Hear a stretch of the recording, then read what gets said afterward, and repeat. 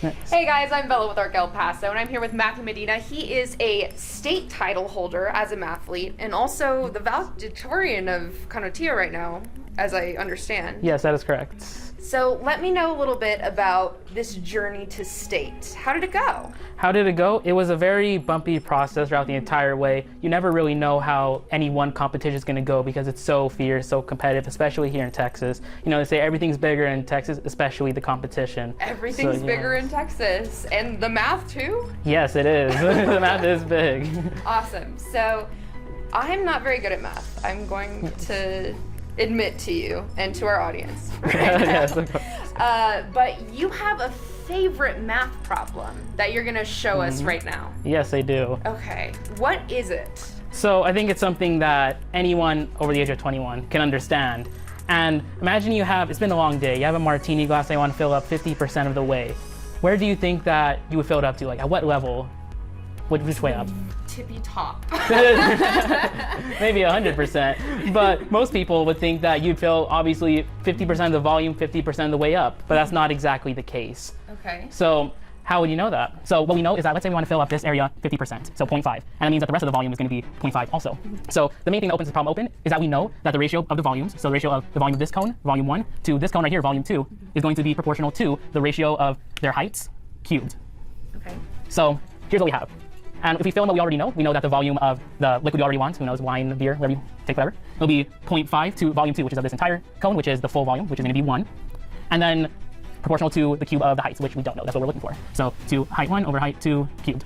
If we throw this into a calculator to solve for h1 over h2, we find that the cube root of 0.5 is going to be 0.79. Set that equal to h1 over h2. And now we're almost done. Since we're looking for h1, multiply by h2 on both sides, you get 0.79 times h2 equals h1.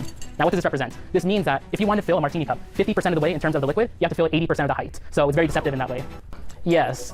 So I mean, that's how you get ripped off at a lot of places. Obviously I wouldn't know, but but they'll make it look like you fill it all the way up 80% of the way, but the extra 20% actually accounts for the 50% that you're getting scammed out of. Okay, absolutely, and that's good for the viewer to know because most of our viewers can drink. They are of age. And it might be going a little bit over my head, but obviously it's not going over yours. And how did you learn how to do math like this? I would say it was just a lot of trial and error, just sitting at a paper and thinking of like exhausting every route that I can do, just throwing everything at the wall. I would say that a lot of people think that math is very methodical and you follow a bunch of rules and steps, but I think it's a very creative process. That's a very cool perspective to have, and you're going to be taking that perspective all the way to MIT in the fall, right? Yes, I am. What are you planning to do in the future with that degree?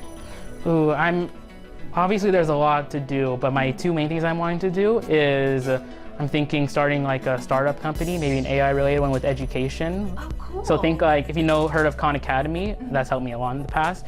Doing something like that with AI so you could cater it to anyone of any age, experience, background. And math is kind of a family affair here. We also have Matthew's coach right over here, but also his dad. So let's sit down and talk a little bit about, did Matthew have this skill from an early age? It was always there? He always enjoyed thinking about problems. So we would have these deep conversations, and I could always tell that the wheels were always turning and he was always trying to think very deeply. I don't think that I would have done it without him because I mean, obviously, I think math sort of has a branding issue where people think it's boring or that it's not something that you really do for like sport. So I definitely thank my dad and my coach for getting me into this line of work.